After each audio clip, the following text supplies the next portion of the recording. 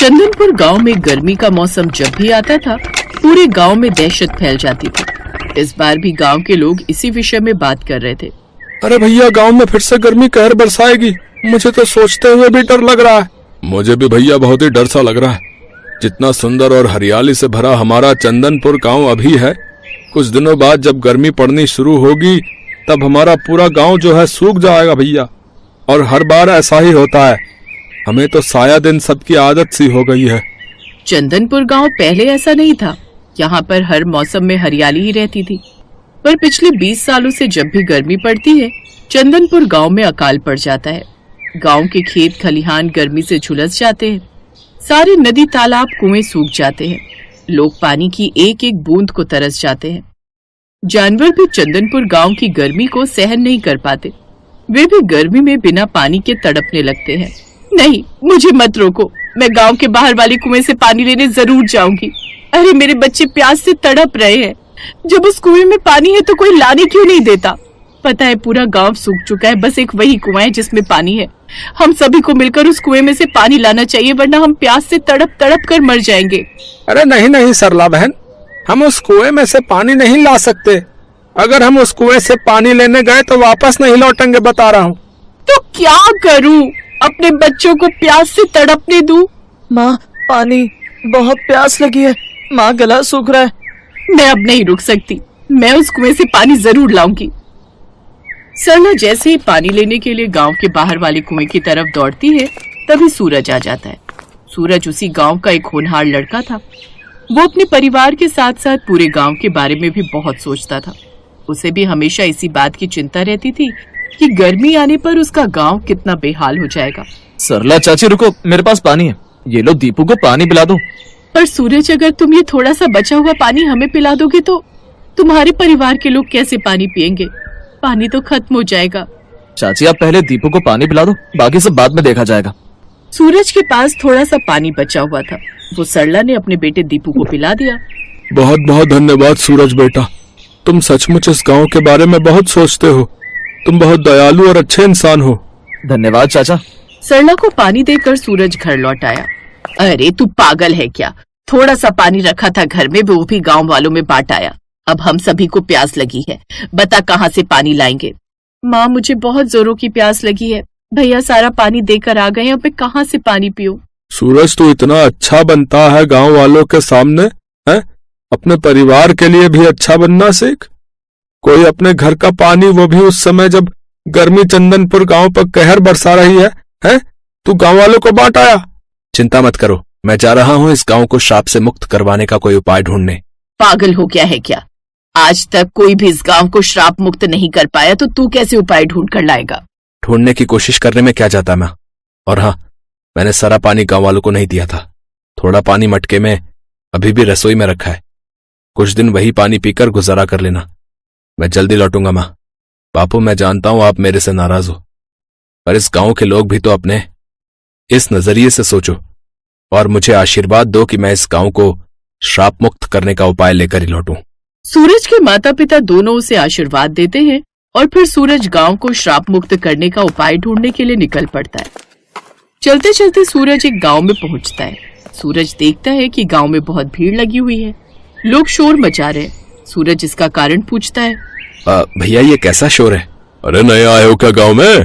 अरे एक राक्षसी को जिंदा जला रहे हैं ताकि इस गांव को उस राक्षसी के साए से बचाया जा सके। राक्षसी? सूरज आगे बढ़कर भीड़ के पास जाता है। जमींदार साहब, हम पर दया कीजिए। चंपा हमारी इकलौती औलाद है, इसे छोड़ दीजिए। हम इसे लेकर कहीं और चले जाएंगे। नहीं, हम इसे जिंदा छोड़कर अपने लिए मुसीबत खड़ी नहीं कर सकते। तुम्हारी बेटी 2 सिर वाली एक राक्षसी है।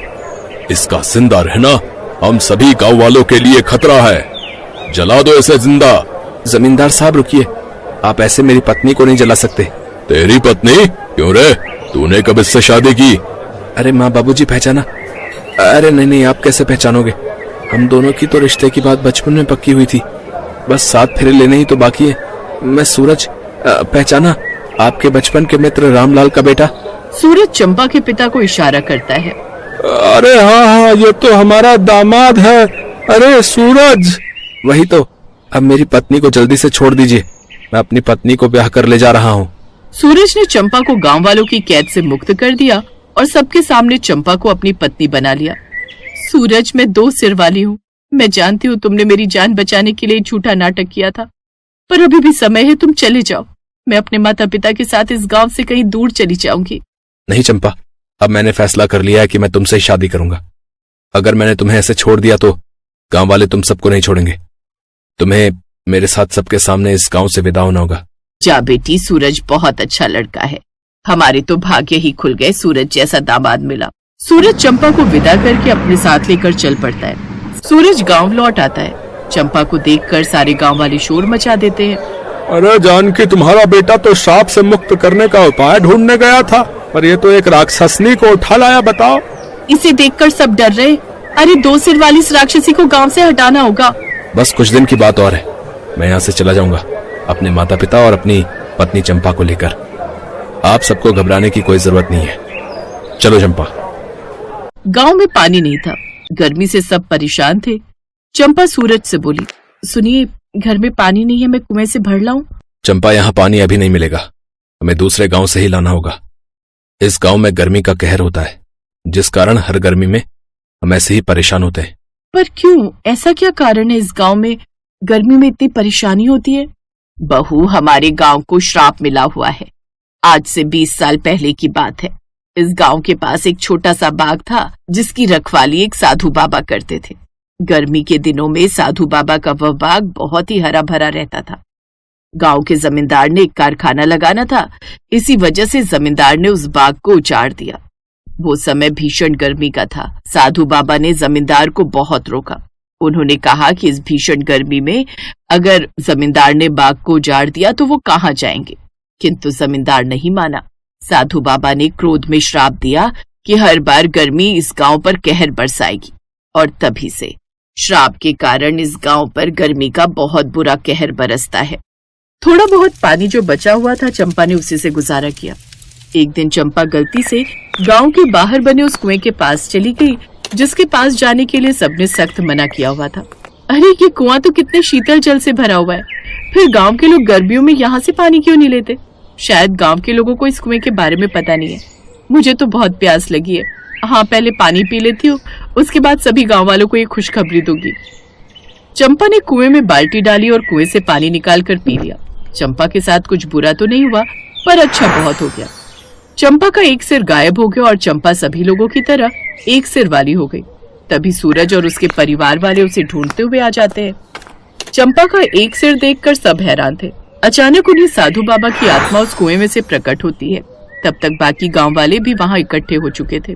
गांव वालों ने मेरा बाग उजाड़ दिया था, उसके बाद मैंने इस कुएं में जल समाधि ले ली। इस कारण ये कुआं कभी नहीं सूखा। सूरज, तुम बहुत दयालु हो और नेक दिल इंसान भी। तुमने चंपा से विवाह करके इंसानियत दिखाई है। चंपा को सब राक्षसी कहते थे, इसका अपमान करते थे, किंतु तुमने इससे विवाह करके इसकी जान बचाई। तुम्हारी उदारता देखकर मैंने तुम्हारी पत्नी को ठीक कर दिया और इस गांव को भी मैं श्राप मुक्त कर रहा हूं। अब से इस गांव में कभी भी गर्मी कहर नहीं बर पाएगी। इस गांव में हमेशा ही हरियाली रहेगी। सदा प्रसन्न रहो। सबकी खुशी का ठिकाना नहीं था।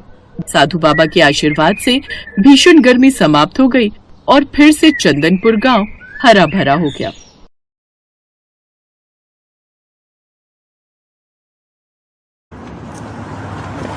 मम्मी, एसी ऑन कर दो, बहुत गर्मी हो रही है और मुझे बहुत जोरों की नींद भी आ रही है। ओए, अभी तो तू एसी खोलने के लिए बोल रही है। कल को जब दादी के पास गांव जाएंगे तो वहाँ कोई एसी नहीं मिलने वाला। मम्मी, क्या मयंक सच कह रहा है? दादी माँ के घर पर एसी नहीं चलेगा? ये सब बातें वहाँ जाकर पता चलेंगी। अब चुपचाप सो जाओ, कल सुबह हमें जल्दी निकलना है। प्रिया बेटा, गांव में इतनी फ्रेश एयर होती है कि तुम्हें एसी की जरूरत ही नहीं पड़ेगी। तुम दोनों वहां जाकर देखना कितना एंजॉय करोगे। वो तो पहुँच कर देखते हैं। ये अटैची बंद करो। पूरे 3 महीने कैसे रुकेंगे, वो भी मई जून की गर्मी। और माँ जी को भी ननद जी की सगाई का फंक्शन गर्मियों में ही रखना था। सुहाना, मधु के ससुराल वाले शादी सर्दियों में मांग रहे हैं, इसलिए माँ ने सगाई का फंक्शन रखा है। ताकि बात पक्की हो जाए। चलो ये लो, अटैची पैक हो गई है। टाइम से सो जाओ, सुबह फिर मुझे कार ड्राइव करनी है। Good night. विंटर्स में रख लेती। मनोज का परिवार गांव में रहता था। सुहाना और बच्चे पहली बार गांव जा रहे थे। सुहाना की शादी के बाद उसकी सास और ननद ही शहर में रहने आए थे, पर सुहाना का कभी गांव जाना ही नहीं हुआ। मनोज की शादी शहर में ही हुई थी। पहली बार सुहाना बच्चों के साथ गांव जा रही थी, इसीलिए वो परेशान थी कि गर्मियों में ना जाने गांव में क्या हालत होगी। बच्चों को एयर कंडीशनर की आदत है, पता नहीं वहां क्या हाल होगा। यही घबराहट सुहाना और बच्चों के मन में थी। अगले दिन मनोज सुहाना और बच्चों के साथ गांव पहुंचता है। सुहाना बहू, क्या बात है, जब पिछली बार पहले शहर में तुम्हें देखा था तो तुम्हारी सेहत बहुत अच्छी थी। बच्चे भी बड़े कमजोर हो गए हैं। क्या बात है, कुछ खाते पीते नहीं हो क्या? माँ, अब ये लोग गांव आ गए हैं, अब इन्हें अपने हिसाब से खिला पिलाकर तगड़ा करो। हाँ बेटा, तुम चिंता मत करो, अब ये बच्चे मोटे ताजी सेहत वाले होकर ही शहर जाएंगे। ये लो बच्चों, ठंडी ठंडी मीठी लस्सी पियो। दादी, लस्सी वो क्या होता है? बिटिया, लस्सी जो दही से बनती है, पीकर देखो फिर पता चलेगा। दादी, मुझे भी लस्सी पीनी है। हाँ हाँ बेटा। मधु, ओ मधु, लस्सी के गिलास और ले आ बिटिया। माँ जी, और रहने दीजिए, ये बच्चे तो ऐसे ही कह रहे हैं, मैं इन्हें इसी में से थोड़ा थोड़ा दे दूंगी, ये दोनों पी नहीं पाएंगे। नहीं मम्मी, मैं पी लूंगा, मुझे पूरी पीनी है। हाँ हाँ, मेरा बेटा पूरा पी लेगा। और लस्सी तो बहुत फायदा करती है, गर्मियों में ठंडा पेय पदार्थ है, इसको पीने से शरीर ठंडा रहता है। मैं रेस लगाऊंगी, देखती हूँ तुम दोनों में से कौन जल्दी लस्सी पीता है। सुहाना देखती है प्रिया और मयंक गटगट लस्सी पीकर गिलास खाली कर देते हैं। उन्होंने बहुत शौक से लस्सी पी थी। कई बार सुहाना शहर में बच्चों को दूध या दही देती थी तो नहीं लेते थे, जबरदस्ती देना पड़ता था। पर आज तो दोनों बच्चे लस्सी को एकदम से पी गए। दादी, मैं फर्स्ट हूँ। दादी, मैं फर्स्ट हूँ। हाँ हाँ, दोनों फर्स्ट आए हो, अब तुम दोनों को इनाम मिलेगा। ये देखो, बाग के पके हुए मीठे मीठे रसीले आम। तुम दोनों बच्चों को आम पसंद है ना? वाह, मैंगो। मैंगो तो मुझे बहुत पसंद है। बस, तो फिर अब हम इन आमों को बाल्टी में ठंडे पानी में भिगो देंगे ताकि इनकी गर्मी निकल जाए और ये ठंडे हो जाए।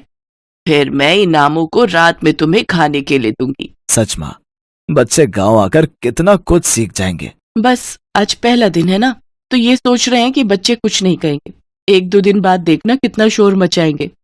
अब आज रात को जब इनको एसी नहीं मिलेगा ना, तब पता चलेगा शहर की गर्मी और गांव की गर्मी में कितना फर्क है। गर्मी के मारे जब पसीने छूटेंगे, मच्छर काटेंगे, तब कहेंगे वापस शहर चलो। क्या हुआ भाभी, आप क्या सोचने लगे? ये लो आपकी लस्सी। और शाम के खाने के लिए मैंने दाल चावल, अरबी की सूखी सब्जी और मटर पनीर बनाया है। वो माँ कह रही थी कि बच्चे दाल चावल पता नहीं खाए या ना खाए, इसलिए मटर पनीर शौक से खा लेंगे। हाँ हाँ ठीक है, वैसे मैं आऊँ क्या तुम्हारी हेल्प के लिए? नहीं नहीं भाभी, वो तो सब लोग मिलकर कर रहे हैं, आप आराम करो। कितने दिनों बाद तो हमसे मिलना हुआ है, मैं थोड़ी देर में खाली होकर आपसे बात करती हूँ। आप माँ के साथ बैठकर बातें करो। बच्चे गांव आकर सचमुच बहुत खुश थे। वो अपनी दादी और बाकी सब रिश्तेदारों के साथ खूब हंस खेल रहे थे। रात के समय प्रिया बोली, दादी गर्मी लग रही है, एसी ऑन करना है। अरे बच्चों, तुम दोनों मेरे साथ छत पर चलो, सबके बिस्तर छत पर ही बिछाए हैं। माँ, कितने दिनों बाद आज हम सब मिलकर छत पर सोएंगे। सचमुच बहुत ही बढ़िया नींद आएगी। अब तो मेरी आंख सुबह ही खुलेगी। मधु, मुझे तो एक मोटी चादर दे देना, रात को ठंड हो जाती है। ठीक है भैया। मनोज, कितनी बार तुम्हें कहा था कि गांव आने से पहले एक एसी गांव में भिजवा दो ताकि यहाँ फिटिंग हो जाती तो हम कमरे में आराम से सो सकते थे। सुहाना, हम लोग शहर में रहते हैं और मधु कुछ टाइम बाद अपने घर चली जाएगी। माँ को एयर कंडीशनर की आदत नहीं है। मैंने माँ को कहा था, पर उन्होंने कहा था कि वो कभी यहाँ रहती है, कभी हमारे पास शहर में, तो एयर कंडीशनर लगाने का फायदा ही क्या। यहाँ पर तो सब लोग छत पर ही सोते हैं, बहुत बढ़िया नींद आती है। यहाँ कोई नहीं चलाता एसी, सबको खुली हवा में सोने की आदत है। और देखो, बच्चे भी माँ के साथ कितने आराम से छत पर सोने चले गए हैं। सुहाना देखती है कि बच्चे छत पर अपनी दादी के साथ लेटे हुए कहानी सुन रहे थे और कहानी सुनते सुनते सो गए। सुहाना हैरान रह जाती है। कुछ दिनों बाद मधु की सगाई का फंक्शन बहुत अच्छे से हो जाता है। बच्चे जब तक गांव में रहे, उन्होंने एक बार भी किसी बात को लेकर जिद नहीं की। गांव की गर्मी का असर बच्चों पर बिल्कुल भी नहीं हुआ। सुहाना समझ जाती है कि उसकी सोच गलत थी। बच्चों ने गांव की गर्मी को खूब एंजॉय किया। जिस तरह शहर में गर्मी से बचने के मशीनरी साधन उपलब्ध हैं, उसी तरह गांव में गर्मी से बचने के प्राकृतिक साधन उपलब्ध हैं। वो खुश थी कि बच्चों को हर स्थिति में रहने की आदत हो गई, भले ही वो गांव में रहे या फिर शहर में। वो अपने आप को स्थिति के अनुसार बदल लेंगे। बच्चों, तुम सब बहुत याद आओगे। अब तो तुम्हारे साथ रहने की आदत हो गई है। माँ तो फिर आप और मधु शहर आ जाना, बच्चों को भी अच्छा लगेगा। हाँ बेटा, आऊंगी। थोड़ी गर्मी कम हो जाए फिर मैं जरूर आऊंगी। बच्चे कहाँ गए? रुको मैं देखती हूँ। सुहाना देखती है प्रिया और मयंक तो हैंडपंप के पास खड़े हुए ठंडे ठंडे पानी से मुंह धो रहे हैं और खुशी से उछल कूद कर नाच रहे हैं, मानो वो गर्मी के मौसम के साथ खुशी खुशी खेल रहे हो। ये लो बच्चों, और मुंह। सुहाना की आंखें खुशी से भर आती हैं और वो सबसे विदा लेकर आंखों में ढेर सारे सपने बटोरकर बच्चों और मनोज के साथ वापस शहर लौट आती है। पर शहर आने के बाद भी बच्चे गांव की बातें करते नहीं थक रहे थे। ये देख सुहाना और मनोज की खुशी का ठिकाना नहीं था। Best buddies. Hello friends, Thanks for watching this video. अगर आपको ये वीडियो पसंद आया है तो प्लीज लाइक, सब्सक्राइब, कमेंट्स करें इस वीडियो पर, और हाँ, शेयर करना भी ना भूलें। और भी मजेदार वीडियो देखने के लिए नीचे दिए गए बेल आइकॉन को दबाएं। देखते रहिए बेस्ट बडीज।